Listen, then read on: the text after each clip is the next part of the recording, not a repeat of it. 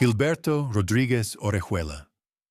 He ran the most powerful criminal organization on the planet, and he did it without the bloodshed people expected from a Colombian drug lord.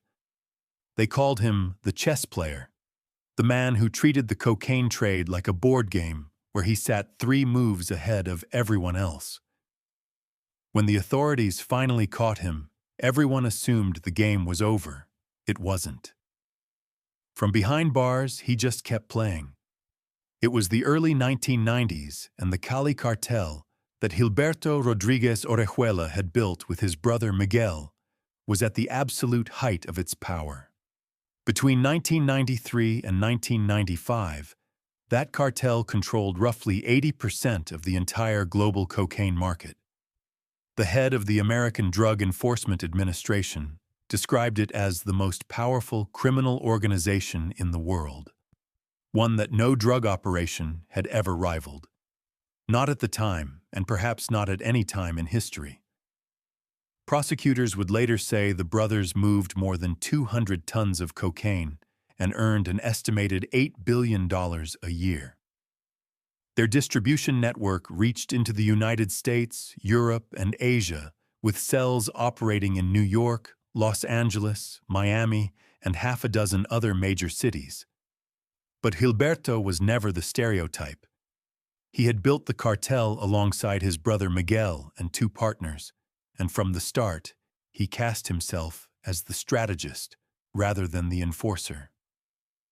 That is where the nickname came from. El ajedrecista, the chess player, a man who thought in long sequences while his rivals thought in gunfights. Where other traffickers ruled through massacres, he ruled through accountants, lawyers, and bribes, buying politicians and paying off police while keeping meticulous ledgers on everything. He treated his empire like a corporation that happened to deal in powder, and for years that quiet, calculating approach made him almost untouchable. By some estimates, each brother's personal fortune at the peak ran to around $3 billion. On June 9, 1995, that began to change. Colombian authorities found him hiding behind a television set inside a Cali apartment, and the man who had outmaneuvered everyone was finally in custody. By the logic of almost any other story, that should have been the ending. It wasn't even close. Because for a man like Gilberto, a Colombian prison cell was less an ending than a minor inconvenience. The system he walked into was riddled with corruption, and he exploited every crack in it. His lawyers visited constantly, carrying instructions in and intelligence out. Associates moved freely through the facility. Prison guards, many of them earning a fraction of what the cartel could offer, looked the other way. By March of 2003, investigators had gathered enough evidence to arrest him a second time, on a charge that sounded almost absurd. He had simply kept running the cartel from inside his cell. The walls and the guards had changed nothing about how the business operated day to day. And somehow, it got worse for him. The United States wanted him, and in an American courtroom, his money and his political connections would mean far less. On December 3, 2004, Gilberto was extradited to Miami to answer for his empire. His brother Miguel followed shortly after, and for the first time since the cartel's founding, both brothers sat inside a system they could not bribe their way through. On September 26, 2006, Gilberto and Miguel pleaded guilty in that Miami courtroom and were each sentenced to 30 years in federal prison. They agreed to forfeit $2.1 billion in assets, one of the largest drug forfeitures ever recorded. At the press conference that followed, federal officials said that for decades the Rodriguez Orejuela brothers had defined the very meaning of the word kingpin. Then they turned their attention to the man known as the chess player and delivered a single closing word: checkmate. He would spend his final years in a federal medical prison in North Carolina. In 2020, his lawyers petitioned for compassionate release, arguing that his health was failing badly. The judge who reviewed that request acknowledged the man's medical condition was far from perfect, but ruled that it was also far from the kind of extraordinary and compelling circumstance the law required to set him free. The petition was denied, and the door stayed shut. Gilberto Rodriguez Orejuela died in that prison on May 31, 2022, of lymphoma. He was 83 years old. The chess player had finally run out of moves. Gilberto built his empire on patience, on silence, on never being the loudest man in any room. The next name on this list was his opposite in nearly every way. Where Gilberto used a ledger and a bribe, this one used a curved blade and a phone smuggled into a cell, and the things he ordered from behind bars would leave even seasoned prosecutors searching for words. Ruben Oseguera Gonzalez. His father built one of the most violent cartels Mexico has ever produced, and the son was supposed to inherit the whole thing. But before he could fully take the throne, Mexican authorities threw him in prison. That is where the real problem began, because from inside that cell, Ruben Oseguera Gonzalez did not stop running the cartel. He expanded it. He was born in San Francisco, California, on February 14, 1990.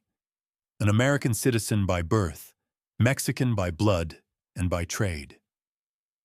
His father was Nemesio Oseguera Cervantes, the man the world would come to know as El Mencho, the founder and leader of the Jalisco New Generation Cartel, known by its Spanish initials as CJNG.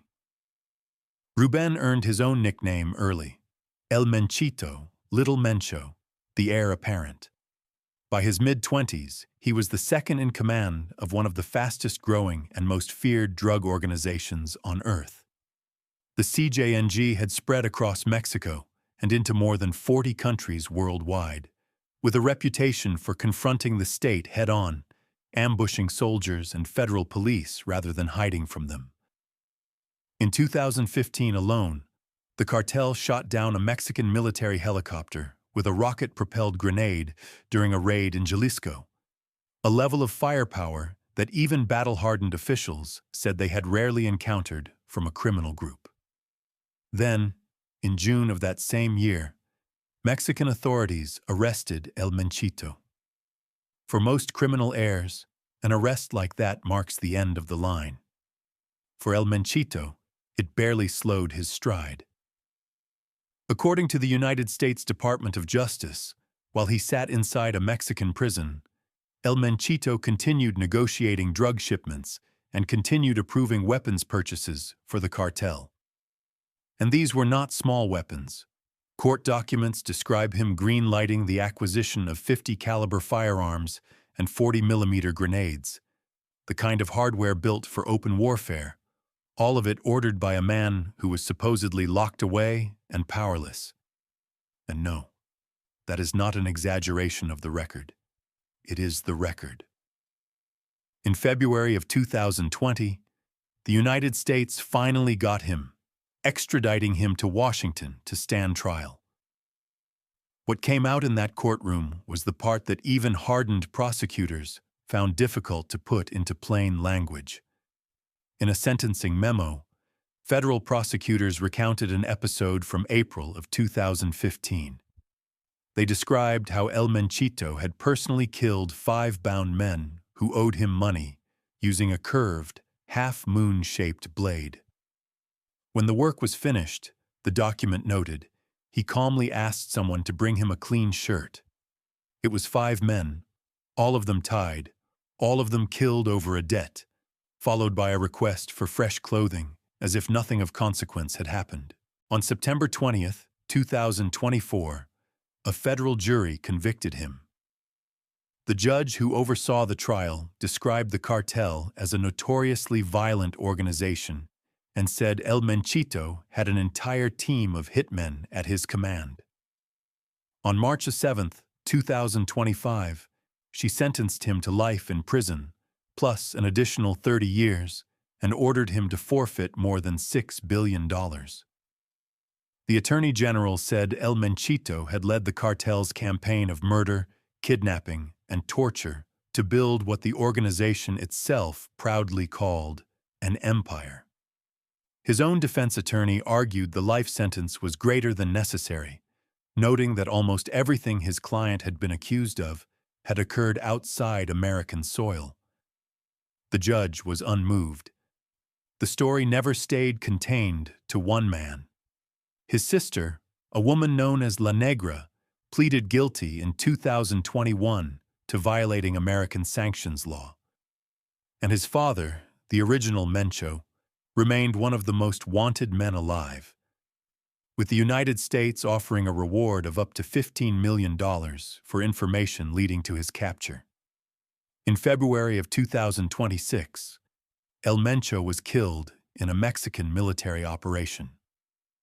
The empire the father created and the son tried to run from a cell outlived the freedom of both men, though not by very long. El Menchito ran a war machine from a cell with phones and orders and blood. But thousands of miles to the south, inside the largest prison system in Brazil, another man had turned incarceration into something far more sophisticated. He didn't just run a gang from prison. He rebuilt it into a corporation, complete with monthly dues, a written code, and a body count that would bring an entire city to a standstill. Marcos Williams Herbas Camacho. In May of 2006, the largest city in Brazil simply stopped. Buses burned in the streets. Police stations came under coordinated attack.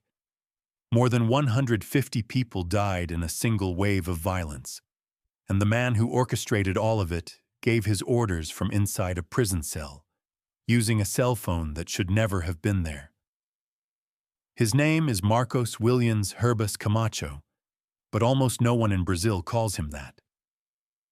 To the country, he is Marcola. Born on April 13, 1968, in the city of São Paulo, he entered the criminal world as a teenager and cycled through the prison system repeatedly before finding his footing inside the faction that would define his life. He climbed the ranks of a prison gang called the Primeiro Comando da Capital, the first command of the capital, known as the PCC.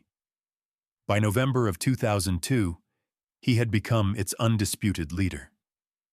The thing that set Marcola apart was not violence alone. It was organization. He did not lead the PCC the way a street boss leads a crew.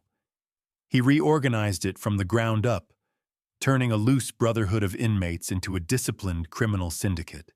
With monthly dues paid by its members and a written set of rules, the organization called its statute, a code so feared and so binding that outsiders nicknamed it the Devil's Code. Members who broke it answered to an internal tribunal. From inside the very system designed to contain him, he built a structure more orderly and more durable than the institutions trying to stop him. By some estimates, PCC membership eventually grew to 30,000 or more, spread across every state in Brazil and reaching into neighboring countries. Then came May of 2006. Authorities had decided to transfer roughly 765 inmates, many of them PCC members, to different facilities. Marcola's answer was war. Using smuggled cell phones, he coordinated a sweeping wave of attacks across São Paulo without ever leaving his cell. Officers were targeted. Buildings were torched. The state was brought to its knees over several days, and when the smoke finally cleared, more than 150 people were dead, with some counts running considerably higher. You would think someone, somewhere in that system, would have caught the phones and severed the chain of orders. Nobody did, at least not in time. On June 8, 2006, Marcola was brought in to testify, and he did not hide behind denials. He admitted that he was the leader of the PCC, and he described the organization almost clinically, calling it a web built on a clear and comprehensible hierarchy. In another interview, he said the thing that has followed him ever since. He told his questioner that it was they who were afraid of dying, not him. Inside the jail, he pointed out, no one could walk in and kill him. But he could give a single order and have a person killed on the outside. And somehow, it gets worse, because everyone involved understood he was telling the truth. The numbers attached to Marcola are staggering. Investigators have estimated the PCC's monthly turnover in the tens of millions of reais, and analysts say the organization came to control most of Brazil's multi-billion-dollar cocaine trade, with affiliates stretching from Argentina all the way to Colombia. Marcola's own personal fortune has been reported in the range of tens of millions of dollars. Though with a man who operates entirely through a faction, the real figure is almost impossible to pin down. His sentences, meanwhile, kept stacking on top of one another. By recent accounts, drawing on São Paulo prosecutorial intelligence, Marcola is now serving a sentence of 342 years for crimes including murder and drug trafficking. Earlier reporting had placed that figure closer to 234 years, before later convictions piled on. Even Brazil's then-president condemned the violence Marcola unleashed as nothing short of narco-terrorism. He remains incarcerated to this day, and the organization he reshaped into a corporation from inside a cell did not crumble when he was locked away. It grew larger. Marcola proved that a man could run a continent-spanning syndicate from a Brazilian prison. But you don't need an army of thousands behind you to pull off the same trick. Across the Atlantic, in England, a single trafficker with no formal organization to his name became the only drug dealer ever to appear on a national list of the country's wealthiest people, and he managed some of his biggest deals from a cell in a foreign country. Curtis Warren. He is the only drug trafficker ever to appear on a national list of the wealthiest people in Britain. Interpol called him Target 1, their single highest priority target anywhere in the world. And when police believed they had finally shut him down by locking him inside a Dutch prison, he responded by opening an entirely new smuggling operation from within it. Curtis Warren was born on May 31st, 1963, in Toxteth, a hard district of Liverpool.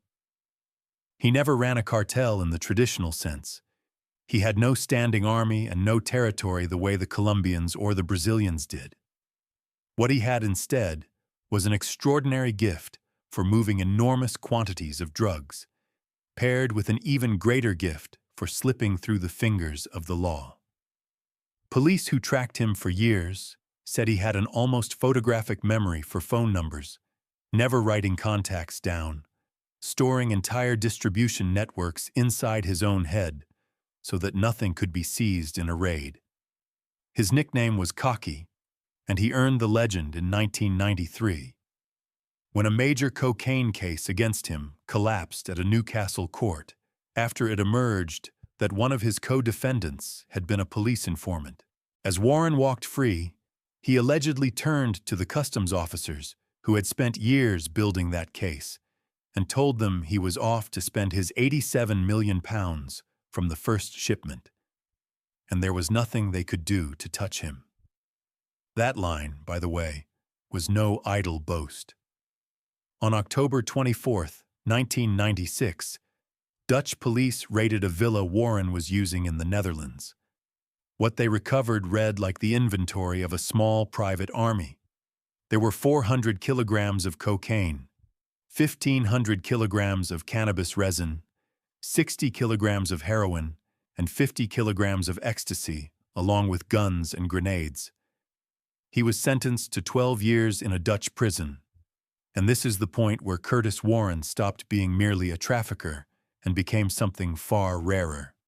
He went to prison, and he simply kept working.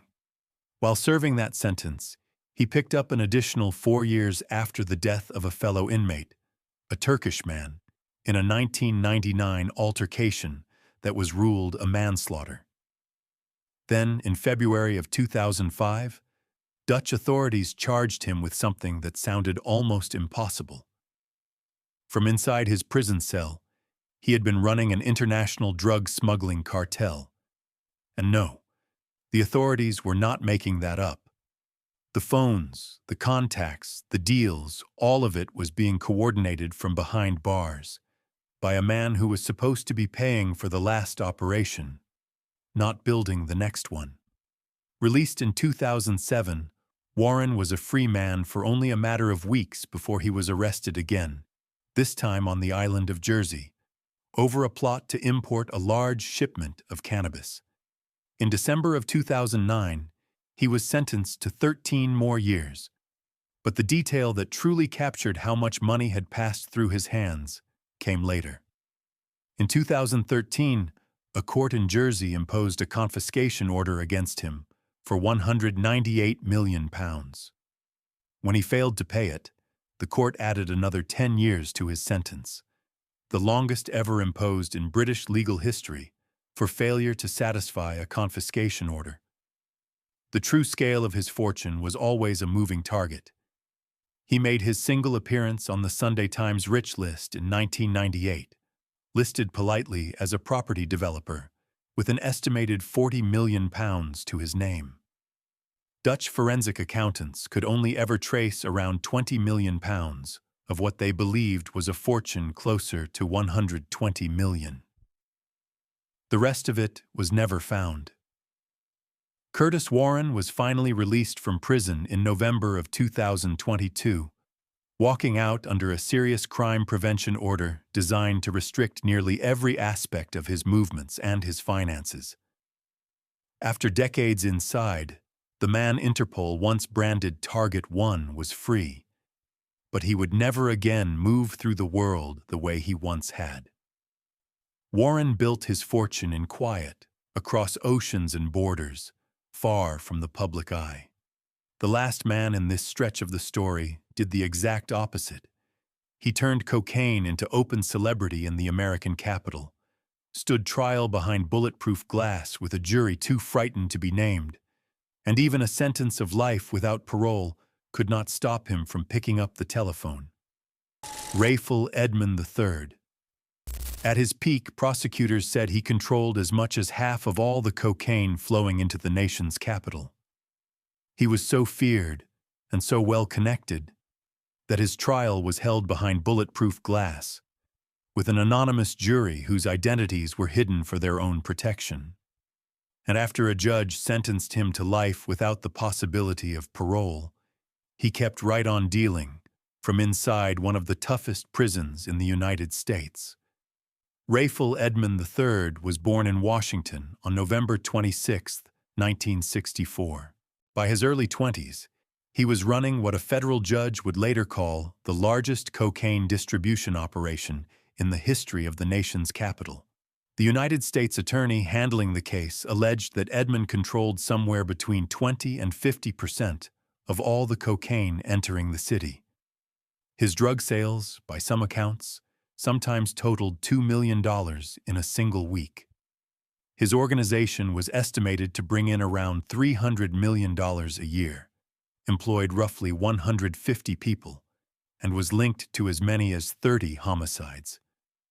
And yet, in his own city, he was something close to a celebrity. The local mayor would later describe him as a young, likable, good-looking man with a good personality. It was a strange thing to say about someone who was, at that very moment, moving as much as half of the city's cocaine. But Edmund wore his wealth openly, driving expensive cars, sitting courtside at basketball games, and moving through Washington's nightlife with a visibility that most drug dealers spend their entire careers trying to avoid. On April 15, 1989, at just 24 years old, Rayful Edmund was arrested. His trial was unlike almost anything the city had ever seen.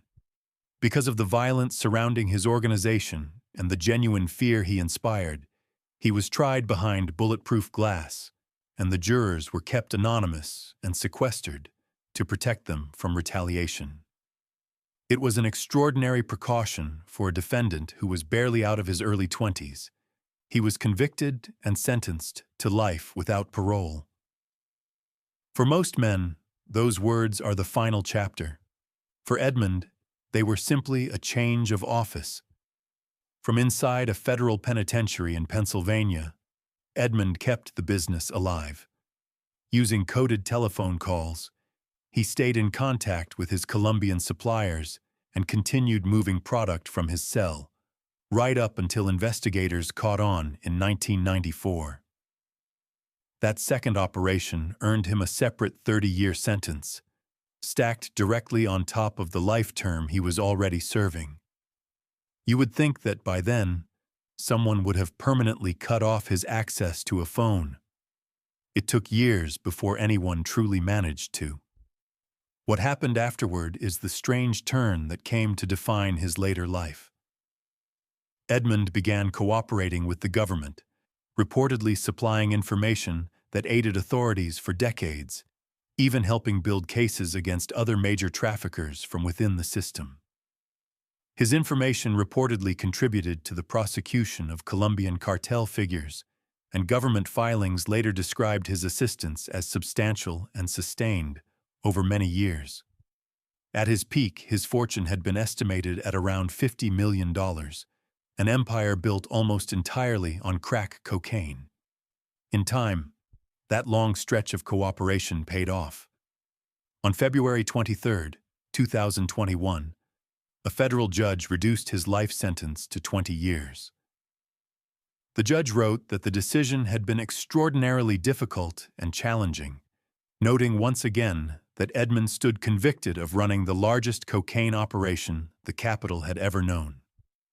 In July of 2024, Rayful Edmund was released to a halfway house, a free man for the first time in roughly 35 years.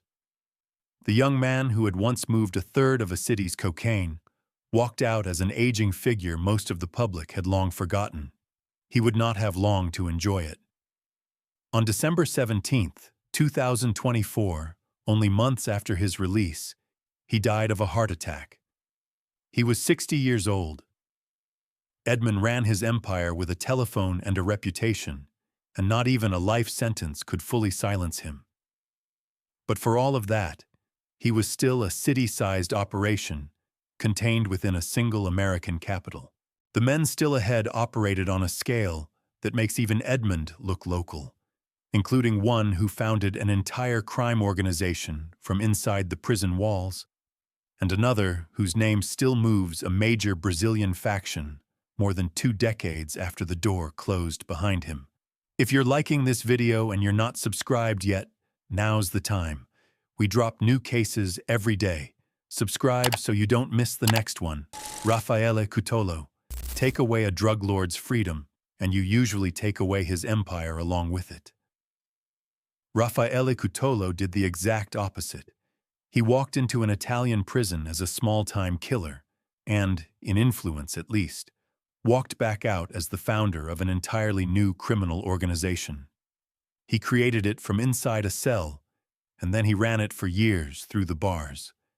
He was born on November 4, 1941, in Ottaviano, a town in the shadow of Mount Vesuvius near Naples. He first entered prison as a young man after killing a person in a fight, and the sentence that should have sidelined him from the criminal world instead placed him at the center of it. Italy already had the Camorra, the sprawling web of crime families that had controlled Naples and the surrounding region for generations. But Cutolo wanted something that belonged to him alone. In the 1970s, while serving time inside Poggioreale prison, he began recruiting. His targets were the young, the poor, and the angry inmates around him, men who had nothing and no one. He offered them something the old Camorra never had: a brotherhood, a welfare system, a sense that someone was finally looking out for them. He called it the Green Cross, and out of that, entirely behind prison walls, he built the Nuova Camorra Organizzata, the new organized Camorra, known as the NCO. By 1981, The Italian Justice Department considered the NCO the single strongest Camorra clan in the entire country. That's not a typo, by the way. The strongest crime organization in a region practically defined by organized crime had been assembled, one desperate man at a time, from inside a prison. The NCO's growth triggered a full-scale war with a rival alliance called the Nuova Familia, a coalition of older Camorra clans that banded together specifically to fight Cutolo's faction. The conflict tore through Naples and the surrounding Campania region for years, leaving hundreds dead and turning entire neighborhoods into battlegrounds. Cutolo directed much of the fighting from behind bars.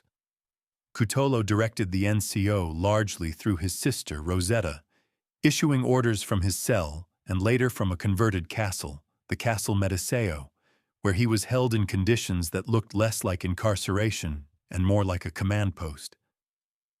His reach ran so deep into Italian society that in 1981, when a politician named Ciro Cirillo was kidnapped, it was Cutolo who brokered his release. From prison, he negotiated directly with state officials over a ransom estimated at around 1.45 billion lire. A man behind bars sat across from representatives of the government as an equal, and the government dealt with him. But the same notoriety that made him powerful also made him a permanent target of the Italian state. Cutolo would spend nearly 58 years of his life incarcerated, much of it in isolation under Italy's harshest prison regime, known as 41-Bioe, the special hard confinement law built specifically to sever bosses from their organizations. He became the oldest prisoner ever held under it. He wrote from his cell, including a line that has outlived him, that the value of a life is not measured by its length, but by the use a person makes of it, and that people often live a very long time without ever truly living. He said, too, that the day the people of his region understood it was better to eat a slice of bread as a free man than a steak as a slave would be the day his region finally won. They were a philosopher's words, written by a man who had built a criminal army out of the desperate boys around him. When he sought release in 2020, an Italian court refused, noting that his presence alone could strengthen the criminal groups that still traced their origins back to the NCO. He never got out. Raffaele Cutolo died in custody on February 17, 2021, at the age of 79, still held under the same isolation regime that had defined his final decades. Cutolo proved that a prison could be a birthplace as easily as a tomb, that a man could conjure an entire organization out of the desperate people around him. The next name took that lesson somewhere darker still. He did not only run a faction from behind bars. He carried out some of his most infamous killings inside the prison itself, in a place that was supposed to be the most secure in all of Brazil. Luiz Fernando da Costa. Before his capture, he was the single biggest cocaine wholesaler in Brazil, a man who bought his product directly from Colombian guerrillas by the ton. They called him Fernandinho Beira-Mar, and the most chilling thing he ever did happened not on a street or a battlefield, but inside one of the most secure prisons in the country, in a single afternoon in 2002. Luiz Fernando da Costa was born on July 4, 1967, in Duque de Caxias, in the state of Rio de Janeiro. His nickname, Beira-Mar, means seaside, a reference to the coastal favela where he grew up, and it would become one of the most feared names in the Brazilian underworld. He rose to lead a faction called the Comando Vermelho, the Red Command, and at his height, he was estimated to control somewhere between 60 and 75% of the cocaine moving along the corridor that connects São Paulo, Rio, and Minas Gerais. His supply chain reached across the border into the jungles of Colombia, where he reportedly bought as much as $10 million worth of cocaine every month directly from the FARC, the Marxist guerrilla army. $10 million a month, paid to a guerrilla army. by a single Brazilian trafficker. In exchange for the product, he sent guns and ammunition back across the border, fueling a civil war in one country to feed the drug market in another. His freedom ended on April 22, 2001, when Colombian troops captured him in a remote region called Vichada during an operation named Black Cat. Colombia's defense minister at the time called the capture the beginning of the end for the drug trafficking cartels. Back in Brazil, prosecutors traced around $10 million in assets tied to his name, and then came the day that built his legend. On September 11, 2002, inside Bangu 1, a maximum security prison in Rio meant to hold the most dangerous men in the country, Beira-Mar got his hands on weapons. In a single coordinated burst of violence, 4 rival bosses were killed, among them a man named Hernaldo Pinto de Medeiros, known as Ue, the leader of a competing faction. In one afternoon, inside the most secure facility the state could offer, Beira-Mar erased 4 of his biggest rivals at once. You would think a maximum security prison would be the one place on Earth where something like that could never happen. It happened anyway. The incident forced Brazilian authorities to overhaul the entire federal prison system, accelerating the construction of new maximum security facilities far from the major cities and designed specifically to isolate faction leaders from one another. When he was finally tried for those killings, Beira-Mar did something no one expected. He stood before the court and insisted on his innocence, not of everything, but of this. He said it simply was not fair, that he had committed many crimes in his life, but not this one. He told the courtroom that his name alone brought ratings, that he was sitting there because of his nickname, and that his nickname justified everything in the public's eyes. He denied being the leader of anything at all, telling the court they were mistaken about him. The judge who presided over the trial said that in 3 decades at that jury court, he had never once seen a defendant choose to speak the way Beira-Mar did. His sentences have since stacked far beyond anything a single lifetime could hold. After convictions piled up through the 2010s, his total passed 300 years, reaching 309 years and 2 months. He remains locked away inside Brazil's federal prison system, his name still spoken with the same weight it carried at the very height of his power. Beira-Mar dragged the Comando Vermelho into infamy and turned a maximum security prison into a killing floor. But he was never the only man at the top of that faction. Standing right beside him was another leader, a man from a Rio favela who has now spent close to 3 decades behind bars and who, according to the courts, has never once stopped giving orders. Marcio dos Santos Nepomuceno. He has been locked up since 1996, nearly 30 years, and in all that time, according to Brazilian prosecutors and the judges who keep ruling on his case, he has never stopped leading one of the country's most powerful criminal factions.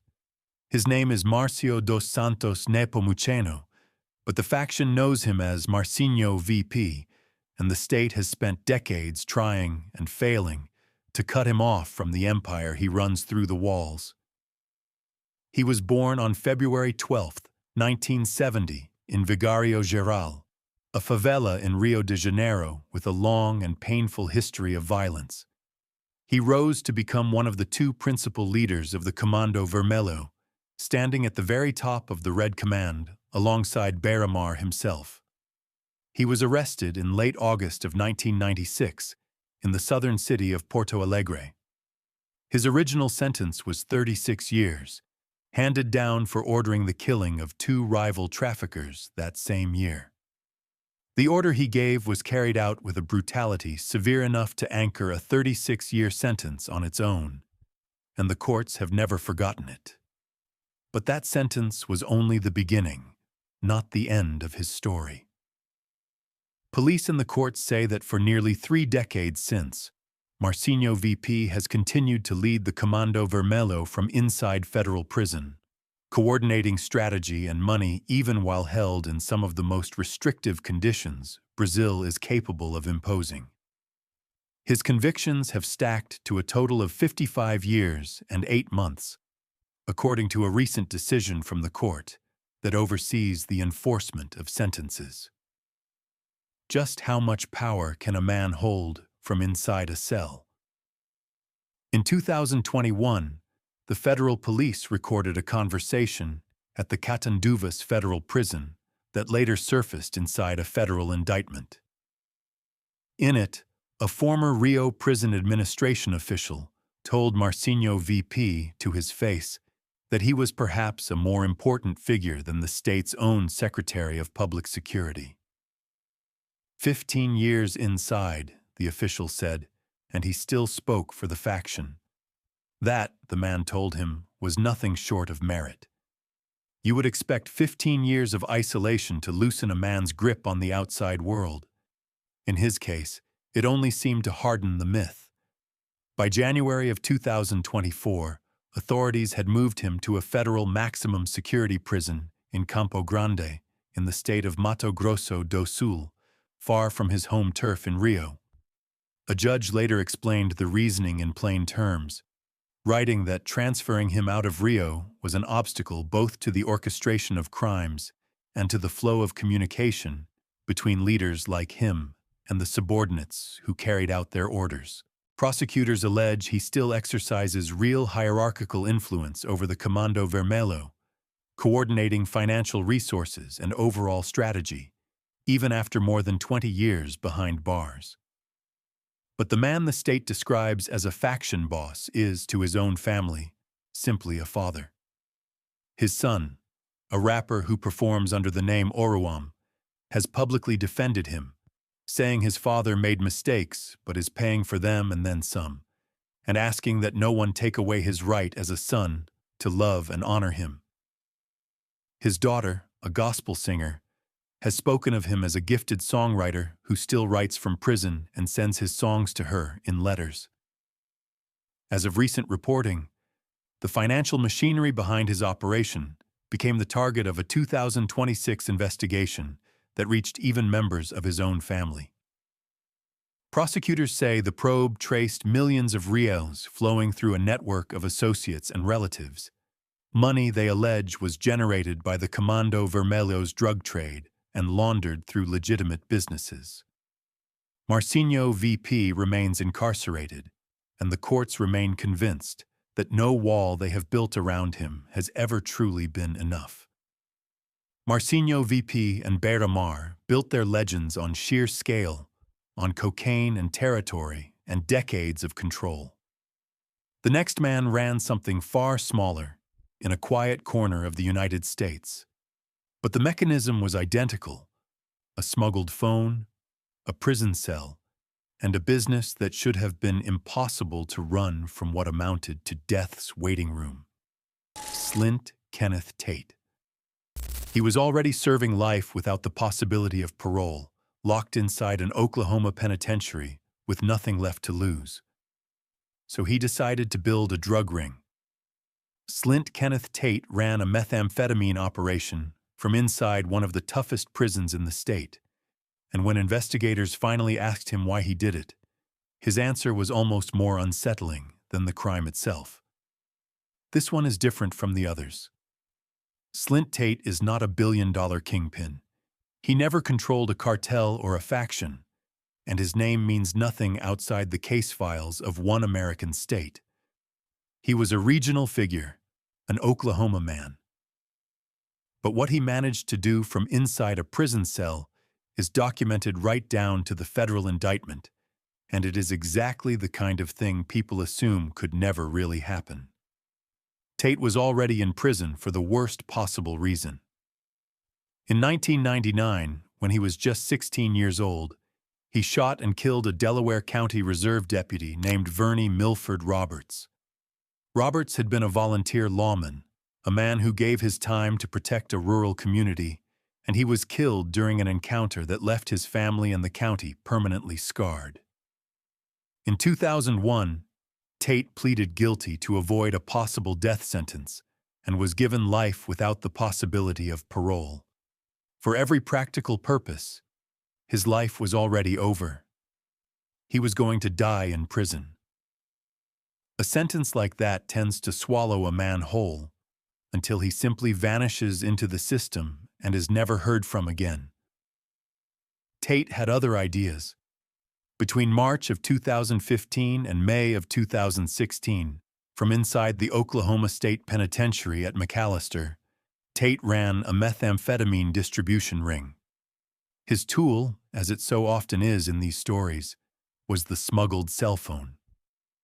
With it, a man locked inside one of the most secure facilities in the state coordinated the movement of drugs on the outside, directing a network of people who were technically free while he never would be.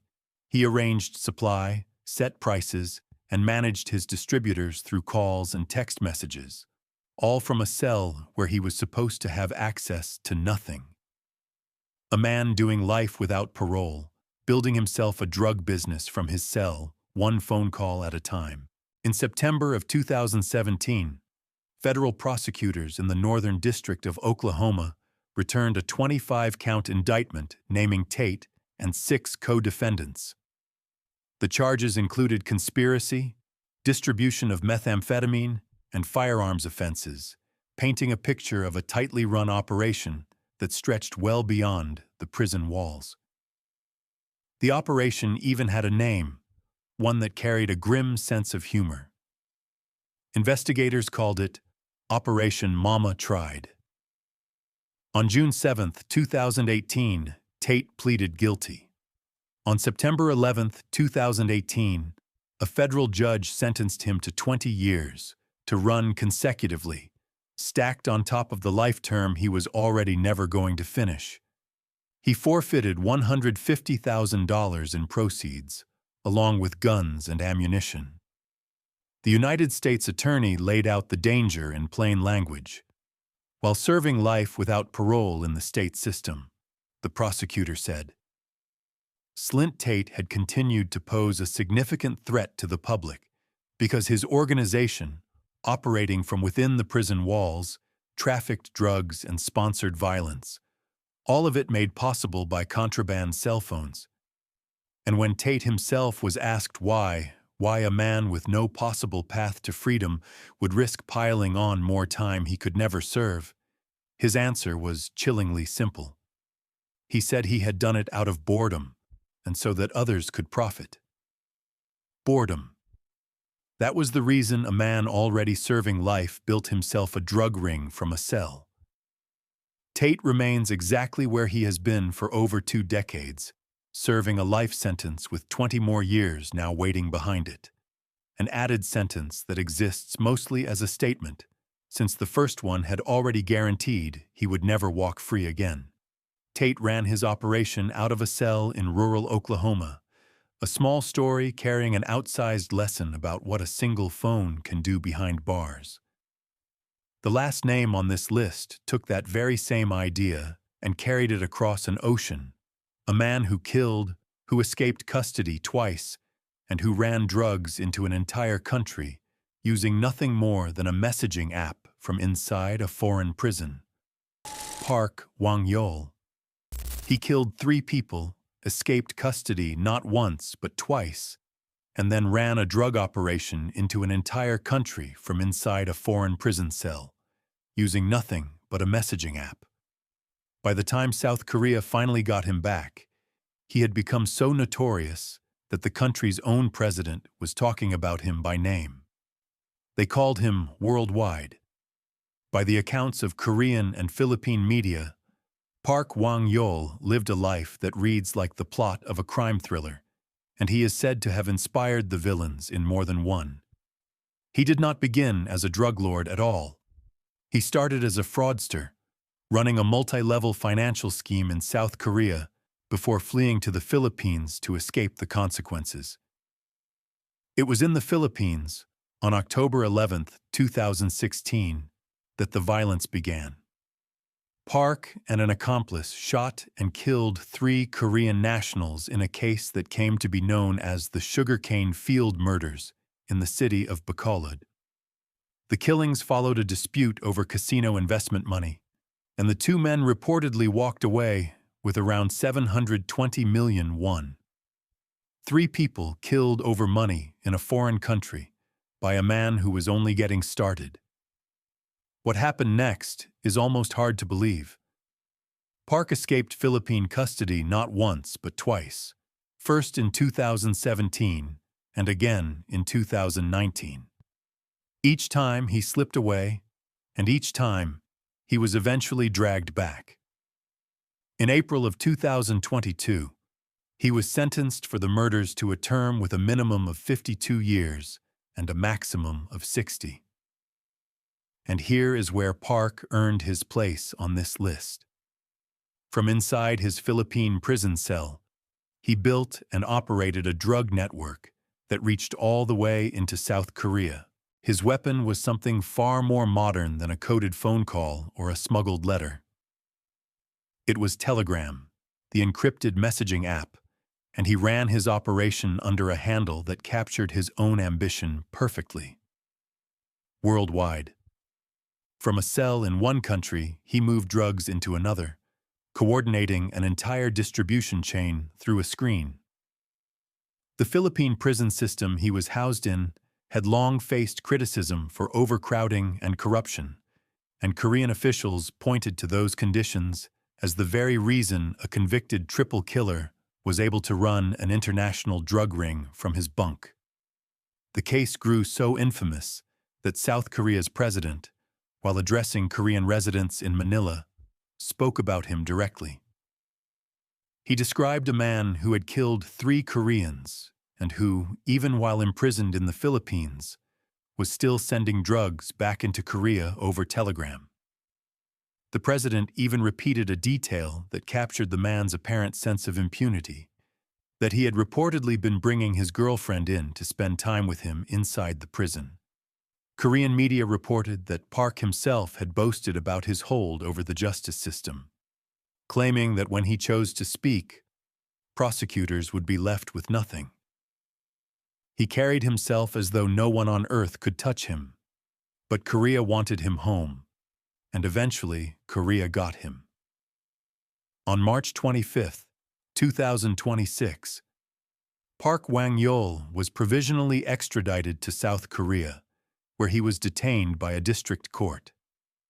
By April, prosecutors were building a trafficking case involving 13.1 billion won worth of drugs, roughly $9.6 million, including more than 12.5 kilograms of methamphetamine. Police had arrested 236 alleged accomplices, dozens of them held in custody. The investigation had become one of the largest drug enforcement operations in South Korean history, spanning multiple provinces and involving wiretaps, undercover purchases, and international cooperation between Korean and Philippine law enforcement agencies. As of that point, his prosecution on Korean soil was still unfolding. Several of these men are dead now. Others are still behind bars tonight. And according to the courts, more than one of them is still running an empire from inside. Thanks for watching. Click here for the next video.